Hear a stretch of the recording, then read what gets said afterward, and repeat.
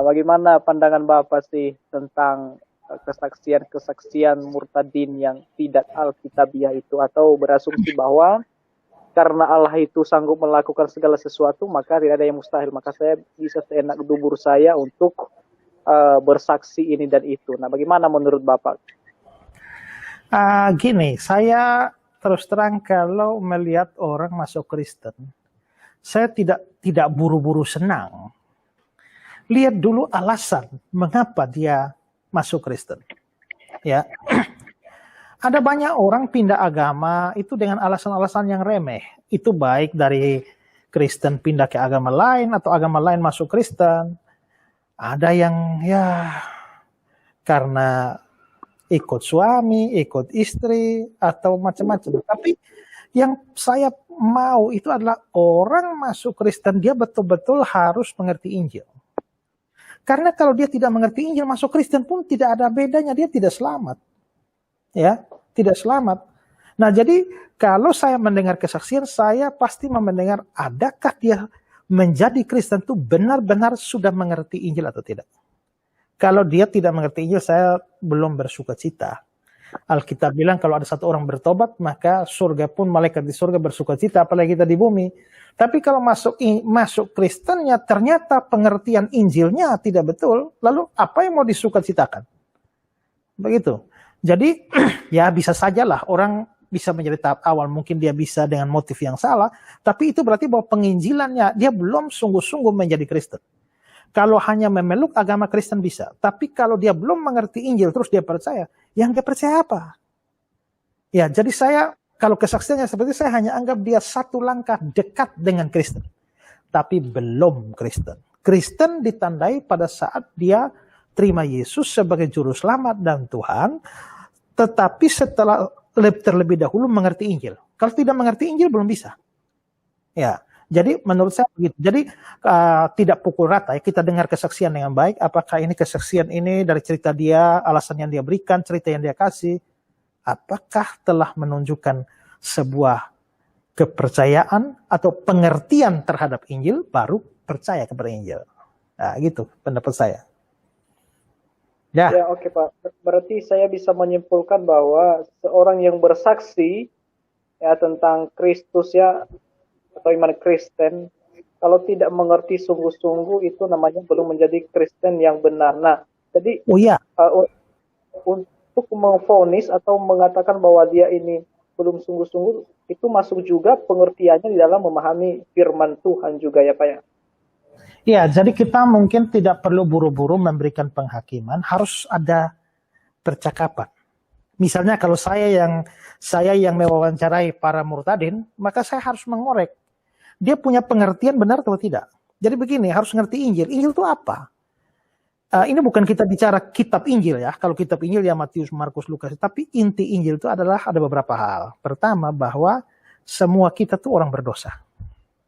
Ya. Semua manusia berdosa, kehilangan kemuliaan Allah. Kedua, Allah itu adalah Allah yang suci. Kalau Allah yang suci, juga Allah yang adil. Jikalau Allah suci dan adil, dia tidak mungkin membiarkan dosa tanpa dihukum. Maka dia pasti akan menghukum orang berdosa.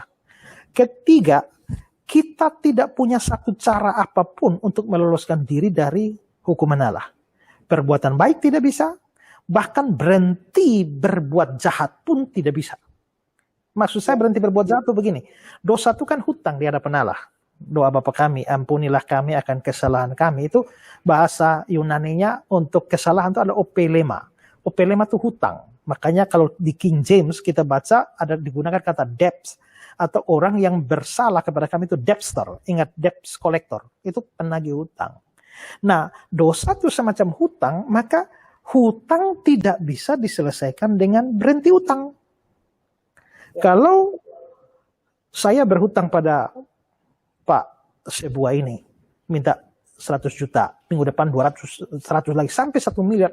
Lalu kamu marah-marah sama saya. Ini utang 1 miliar. Lalu saya bilang, Pak, maaf Pak, jangan marah-marah lagi. Saya janji dah, mulai sekarang tidak hutang lagi. Terima kasih, permisi. Selesai perkara? Tidak. Bisa. Kenapa? Tidak bisa. Kamu berhenti hutang itu nomor 2. Nomor 1, kamu bayar utang. Nah, maka hutang sama seperti hutang tidak bisa selesai dengan berhenti hutang, maka dosa tidak bisa diselesaikan dengan berhenti berdosa. Jadi misalnya ada perampok nih. Dia perampok, dia berdosa, pasti mati masuk neraka.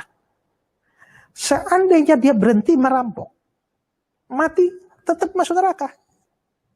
Karena dia memang berhenti merampok, tapi itu merampok sekian tahun yang lampau, mulai dari hidup merampok dari 10 tahun yang lalu, itu siapa yang bayar? Jadi tidak bisa. Perbuatan baik tidak bisa menolong, berhenti berdosa pun tidak bisa menolong. Itu ketiga atau 4 dari Injil itu ya. Berikutnya adalah bahwa karena manusia tidak bisa menolong, maka Allah mengambil inisiatif untuk menyelamatkan manusia, tapi karena Allah adil, tidak bisa membuang hukuman dosa begitu saja. Hukuman dosa harus tetap jalan. Nah, maka supaya kita bebas, maka dibutuhkanlah yang namanya juru selamat. Nah, juru selamat ini harus memenuhi 2 syarat. Pertama, dia harus manusia, karena yang berdosa manusia. Kedua, juru selamatnya harus tidak berdosa. Karena kalau dia juga berdosa, ya dia harus mati untuk dosa dia. Dia justru butuh juru selamat. Maka juru selamat tidak boleh ada dosa.